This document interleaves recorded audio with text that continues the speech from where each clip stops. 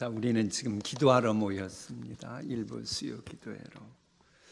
여러분, 오늘 기도하면 하나님이 도와주실까요? 안 도와주실까요?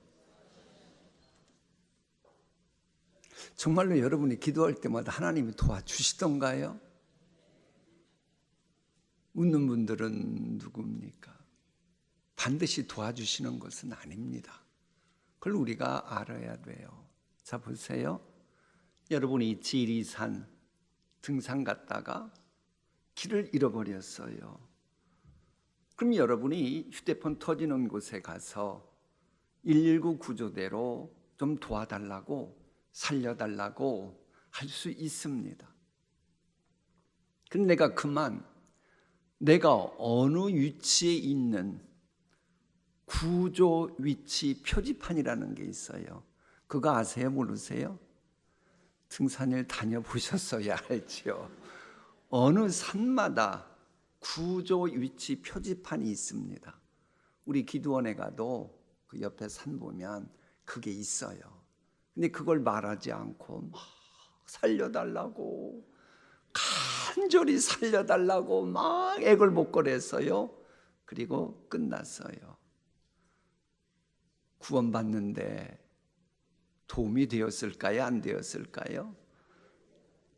별 도움이 안 됩니다. 어딘가를 알아야죠. 어딘가를 도와주려고 그래도. 그런데 자, 드디어 이제 요즘은 유치 추적 같은 게 잘 되니까 경찰까지 동원해서 그 휴대폰 울린 장소가 어딘지를 알고 찾아왔어요. 근데 가만히 보니 저 사람들이 술 먹고 난장판인 가운데에 오니까는 정말로 왔네. 그리고 있어요. 그럼 119 구조대가 도와줄 마음이 있을까요? 없을까요? 예루살렘 사람들이 하나님께 도움을 요청했습니다. 그런데 아무리 기다려도 하나님의 도우심이 없는 거예요. 그러자 우리는 그렇게도 간절히 도와달라고 외쳤는데 왜 하나님 안 도와주시는 겁니까? 투덜투덜거리는 겁니다. 기도했는데, 간절히 기도했는데 왜 하나님 안 들어주십니까? 라고 말하자 하나님께서 그에 대한 답을 주시면서 오늘 읽을 이사야 59장이 시작됩니다. 여호와의 손이 짧아 구원하지 못하심도 아니요 귀가 둔하여 듣지 못하심도 아니라 오직 너희 죄악이 너희와 너희 하나님 사이를 갈라놓았고 너희 죄가 그의 얼굴을 가리어서 너희에게서 듣지 않으시게 함이니라. 무슨 의미예요? 하나님께 도움 요청을 했는데도 하나님이 도와주시지 않은 게 아니라는 거예요. 너희들이 도움 요청했을 때 천국 구조대원들이 갔다. 그런데 그때 너희들은 한 행위를 봐라. 세상 유행 풍조와 간음하고 있었고 너희를 도와주러 갔지만 너희는 도와줄 그런 마음 전혀 들게 하지 않았다. 영적으로 술판을 벌이고 있었고 춤을 추고 있었다. 그래서 도울 수가 없었다라고 하는 겁니다. 여러분, 이스라엘 백성들이 망했던 이유가 뭔 줄 아십니까? 기도하지 않아서가 아닙니다. 성경 보세요. 기도 많이 했어요. 하나님이 도와주실 마음이 없었기 때문도 아니라는 겁니다. 아니, 도와달라고 기도해 놓고는 계속 죄를 먹고 마시고 있으니 도와주고 싶어도 도와주실 수가 없었다는 거예요. 이 하나님이 도우심을 받는 비결의 첫 번째가 뭐냐? 도와달라고 주님께 요청하고 금식하고 철야기도 하고, 그거보다 내가 도와달라고 하는 순간 하나님은 시공을 초월하시니 오십니다. 그런데 그릇이 더러운 거예요. 죄악의 그릇이 너무 지저분한 거예요. 그러니 성결하신 하나님이 그 성결한 은혜를 주실 수가 없었다라고 하는 겁니다. 이게 다른 각도에서 말하면 이런 거예요. 하나님은 지금도 우리의 아버지가 되시기 때문에 도와주실 마음이 있는데 그 하나님과 도움을 필요하는 나 사이를 가로막고 있는 게 죄악이라고 하는 겁니다. 여러분, 하나님과 아담 사이를 단절시킨 것은 다른 게 아니었습니다. 죄 때문이었습니다. 아담이 가졌던 모든 행복과 영생 누리지 못하게 했던 것, 그게 바로 죄악이었어요. 부족함이 없던 에덴 동산의 행복과 평강을 누리지 못하게 했던 것 죄악이었고, 그야말로 부족함이 없었던 에덴 동산의 그 모든 것을 누리지 못하도록 회방 놓았던 게 죄악이었습니다. 이런 사실로 오늘 본문을 읽어야 돼요. 그런데 이제 이 말씀만 또 보면 안 돼요.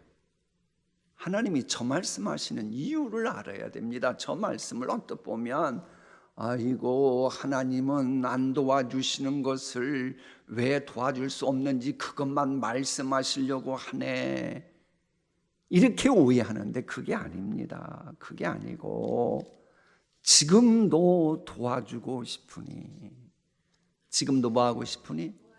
도와주고 싶으니 제발 네와 나 사이 가로막고 있는 그거 빨리 치워라. 그리고 용서받고 나 여호와와 화목하면 회복의 은총 입는데, 아이, 죄 문제 해결하지도 않고 어떻게 내가 너를 도와줄 수 있단 말이냐? 네가 어떻게 회복 은총 입니? 어떻게 약속 성취되는 그 은혜를 줄 수가 있니? 그것부터 빨리 회개하라고 하는 겁니다. 그래서 이 이사야 59장 중반부터 계속해서 나오는 내용도 그래요. 좀 있으면 읽어보시겠지만 정의, 공의, 사회의 총체적인 부패인 죄악상이 또 계속 나옵니다. 그건 그들을 정죄하시려고 하는 게 아니라 그것들 빨리 해치우라 그러는데, 오늘 모든 죄목이 나올 때 여러분이, 성경에는 나오지 않았습니다만은 머릿속에 염두에 둬야 되는 게 도덕적 불감증, 양심의 불감증, 그것 때문에 모든 죄악이 이루어지고 만들어진다, 이 이야기를 하려고 하는 겁니다. 그러면서 거짓 증언 이야기가 나와요. 자, 여러분이 요즘 아시죠? 여러분은 죄 하나가 없어도 누군가가 여러분 바쁜 여러분과 여러분 남편 일을 못하게 하려고 경찰에 고소 고발했어요. 그러면 시간도 없지만 고소 고발이 있으면 가서 검사를 받아야 돼, 조서를 받아야 돼요, 안 받아야 돼요? 그거 모르세요? 우리 셀라 찬양대 받아야 돼요, 안 받아야 돼요? 받아야 돼요. 아무리 바빠도 죄 없어도. 게다가 갔더니 또 거짓 증언까지 하고 있네. 그럼 죄 없는 사람 입장에서 무슨 생각이 들겠어요? 그건 진짜 그건 아니잖아요. 이해관계 때문에 왜 거짓 증언합니까? 본인도 그 입장 생각하면 못하지요. 차마 못할 짓을 하는 거예요. 왜 차마 못할 짓을 해요? 양심에 도덕적 불감증이 있으니까, 마음이 강팍해졌기 때문에 그렇게 하는 겁니다. 결국 강팍해진 양심 때문에 공동체 전체가 부패하게 되었고, 그래서 하나님도 이스라엘의 공동체는 돕고 싶어도 도와줄 수가 없었다. 그래서 심판했다라고 하는 겁니다. 그래서 이 성경은 계속해서 죄악 회개할 것을 촉구하는 내용이 나와요. 그러면서 이제 회개하는 모습이 있자 하나님이 구원해 주신다고 하는, 주실 것이라고 하는 예언의 말씀이 등장합니다. 물론 이제 회개하는 것은 하나님께서 이 인간에게 긍휼을 베푸시기 때문입니다. 그러나 하나님이 아무에게나 긍휼을 베푸시는 건 아닙니다. 여러분 같으면 하나님이 긍휼을 베푸시는데, 여러분을 힘들게 하는 어둠의 세력을 향해서는 긍휼을 베푸시는 게 아니고 심판을 하십니다. 이 이야기가 이사야 59장 후반부에 나옵니다. 그러니까 이런 얘기가 돼요. 여러분을 괴롭히는 누군가가 가만히 보니 하나님의 심판을 받기 시작했어요. 그럼 그게 무슨 얘기예요? 아니, 진지치신 게 아직도 소화가 안 되셨어요? 여러분을 괴롭히는 누군가가 지금 하나님의 심판을 받고 있어요. 그럼 이게 무슨 의미예요? 여러분을 향한 구원은 다가오고 있다고 하는 사인이죠.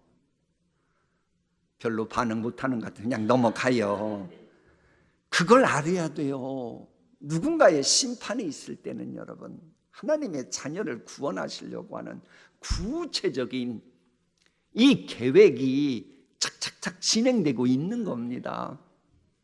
그래서 하나님의 자녀된 여러분들은 누군가가 심판받을 때 두려워할 게 아니고 구원하실 주님을 오히려 앙망하고, 혹시라도 나도 저런 죄를 져가지고 구원이 더뎌질까 봐 그것을 회개하라고 바울서신은 말하는 겁니다.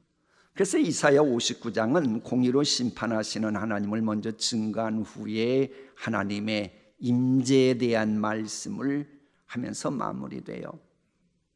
근데 여기서 이제 우리가 알아야 될 것은 죄악을 회개한다라고 하는 의미는 이사야 59장에서는 하나님을 멸시하지 않겠다라고 하는 결단으로 본다는 겁니다. 사람이 왜 범죄해요? 아니, 하나님의 말씀을 받은 이스라엘 공동체가 왜 범죄해요? 그 말씀하신 하나님을 멸시하고 업신여기기 때문에 범죄한다는 겁니다. 그러니까 회개한다고 하는 얘기는 다시는 하나님의 말씀 멸시하시지 않겠습니다. 이렇게 되니까 하나님이 도와주신다라고 하는 거예요. 그런 측면에서 도덕적 양심이 살아계신 여러분들이시니 여러분들은 제발 아프지도 마시고 하나님 우리의 가정 범사도 순탄하게 하여 주시옵소서. 그 기도 꼭 드려야 돼요. 아니, 하나님의 자녀들이 도덕적 불감증에 있는 인간들이 잘 돼야 문제지. 이 도덕적 불감증에 전혀 문제가 없는 여러분처럼 양심이 곱고 착한 분들은 잘 되고 잘 돼야 되겠지요. 자, 다음 이사야 60장인데 여기서 이제 잠시 정리해야 될 게 있어요. 59장까지는요 이사야 선지서 내용이 그렇습니다. 죄악과 그로 인한 하나님의 심판 그리고 구원에 관해서 여러 측면에서 애언해 왔어요. 그러다가 이제 오늘 59장 다음에 읽게 될 60장부터 마지막 66장까지는 하나님의 백성이 마침내 누리게 될 궁극적이고도 최종적인 영광, 승리, 이걸 다루게 돼요. 그러니까는 오늘 성경 말씀 읽으면서 후반부부터는 아멘, 아멘만 많이 해도 되는 거예요. 너무너무 시원하고 복되고 다 기도 제목인 그런 말씀만 나오게 되는 겁니다. 즉 세상의 온갖 죄악을 몰아낼 영광의 빛에 대한 말씀이 이사야 60장부터 나오면서 계속 66장까지 진행됩니다.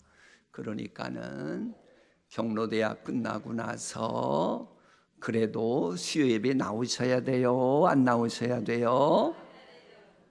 제가 여러분한테 이렇게까지 말하는데도 반응이 그러면 안 되지요.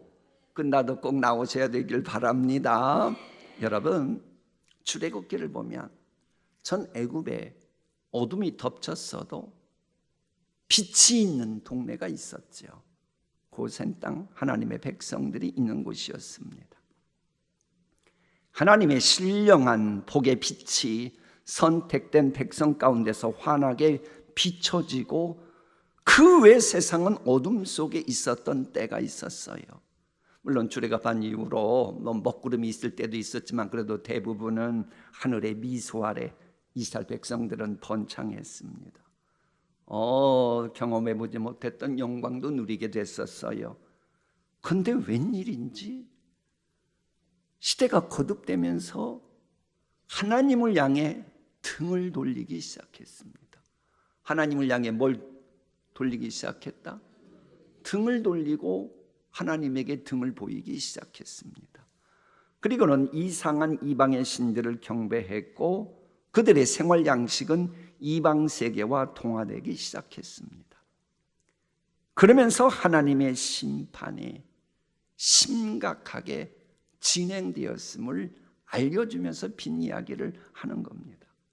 하나님은 세상 유행 풍조와 간음했던 사람들을 포로와 노예로 내던져 버렸지요. 그런 하나님께 등을 보인 그들을 파괴적인 몽둥이로 매질을 하기 시작했죠. 솔로몬 성전의 찬란한 아름다움은 사라지고 대신 버려진 도시에 쓰레기 같고 재 같은 것만 거기에 대신 남게 됐었죠. 노예 생활하면서 그들은 바벨론에서 한숨지며 울부짖었죠. 말 그대로 암울하고 어둡고 답답하고 하루하루 사는 게 지겹고 그랬을 때에 하나님이 빛의 말씀을 하시는 거예요. 하나님은 이런 분입니다. 그러니까 여러분이 혹 내가 하나님 앞에 뭐가 잘못해서 뭐가 어떻고 우리 가정에 뭐가 있고 아무리 그래도 하나님은 여전히 여러분 가정에 있는 어두움을 물리치는 빛, 그 빛을 주시기를 원하신다고 하는 겁니다. 이 말씀이 중요한 것은요, 교회에 주시는 말씀이기도 해요. 예수님께서 이 땅에 태어나셨을 때의 복음서를 보면 오래된 예언자 시므온이 하늘을 향해서 이방에 빛을 비추는 분이 탄생하셨다라고 말을 하지요. 그 예수님의 지체인 분이 바로 여러분들입니다. 그러니 여러분들도 어떻게 해야겠어요? 빛을 비추라는 겁니다. 그래서 일어나라 빛을 발하라 그랬던 거예요. 여러분 생각에 한국 교회에 있는 교회들은 빛을 발하고 있을까요? 없을까요? 야, 지혜로우시다. 머리 복잡하게 생각하는 동신교회는 빛이 있습니다. 할렐루야. 보이는 교회에는요, 보이지 않는 교회가 있는 겁니다. 눈에 보이는 교회지만 보이지 않는 교회가 없는 교회가 있어요. 보이지 않는 교회가 누굽니까? 빛의 자녀들입니다. 그러니까는 빛을 바라는 사람들이 있을 때만 보이는 교회에 보이지 않는 교회가 존재하는 겁니다. 그런 측면에서 하나님께 영광 돌리는 교회가 되도록 우리는 빛을 바라는 일을 부끄러워하지 말아야 돼요. 그래서 본문은 일어나 빛을 발하라라고 말씀하시고 우리 예수님께서도 함께 읽어볼까요? 너희 빛이 사람 앞에 비치게 하여 그들로 너희 착한 행실을 보고 하늘에 계신 너희 아버지께 영광을 돌리게 하라. 저 빛을 바라면 무슨 일이 일어나느냐, 그 내용이 오늘 이사야 60장 아주 신나게 전개돼요. 회복의 은총이 임하고 풍요로운 은총이 임하고 하나님께서 직접 영화롭게 하시고 주변 사람들을 통해서 영화롭게 하시고 그 말씀이 계속 나와요. 그런데 이 말씀은 예언의 말씀이잖아요. 아직까지는 어두워요. 풍요롭지 못해요. 바벨론 포로 생활이라고 하는 어둠이 있었습니다. 그런데 정말 이 예언의 말씀대로 바벨론 포로 귀환할 때요, 많은 예물을 가지고 귀환을 합니다. 마치 출애굽할 때에 노예 생활했던 그들이 금은 폐물을 가지고 출애굽했던 역사가 똑같이 오버랩됩니다. 이와 같이 우리의 현실이 지금 아무리 어둡다 할지라도 복음의 빛을 바라는 데에 부끄러워하지 않는다면 하나님은 풍성한 은혜를 공급해 주셔요. 왜? 빛이 있는 그곳에서 전능자 하나님이 임재하시고 역사하시고 하나님의 하나님 되심을 증거하시기 때문이에요. 그런 이유로 현재 삶이 빈약하고 문제가 많을지라도 빛 대신 예수님 있는 걸 자랑스럽게 생각하고 그 예수 이름 의지해서 하나님께 나아갈 때에 필요를 채워주시는 은혜도 자연스럽게 따라오는 겁니다.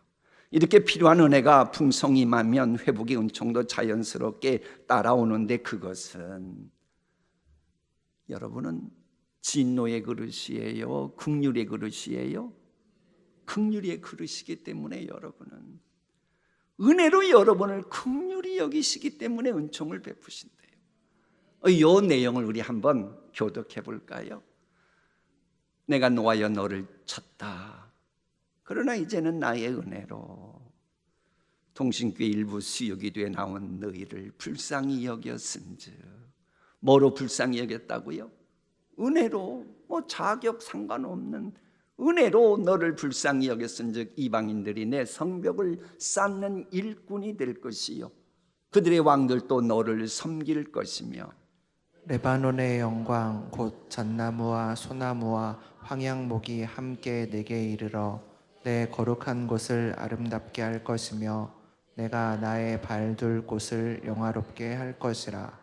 너를 괴롭히던 자의 자손이 몸을 굽혀 내게 나오며 너를 멸시하던 모든 자가 내 발 아래 엎드려 너를 일컬어 여호와의 성읍이라 이스라엘의 거룩하신 이의 시온이라 하리라.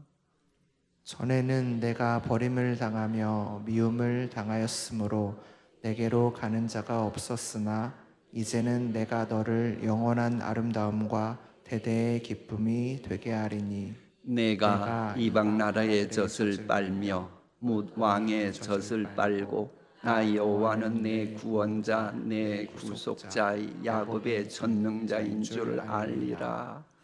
할렐루야. 다 같이 했던 첫 말씀 보세요. 내가 이방 나라들의 젖을 빨며 뭇 왕의 젖을 빤다.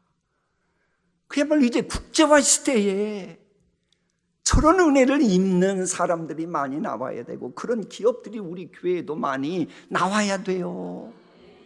이 외에도 또 있어요. 엄청나게 귀한 말씀. 그것은 직접 경청하면서 우리 하나님의 음성 듣도록 하겠습니다.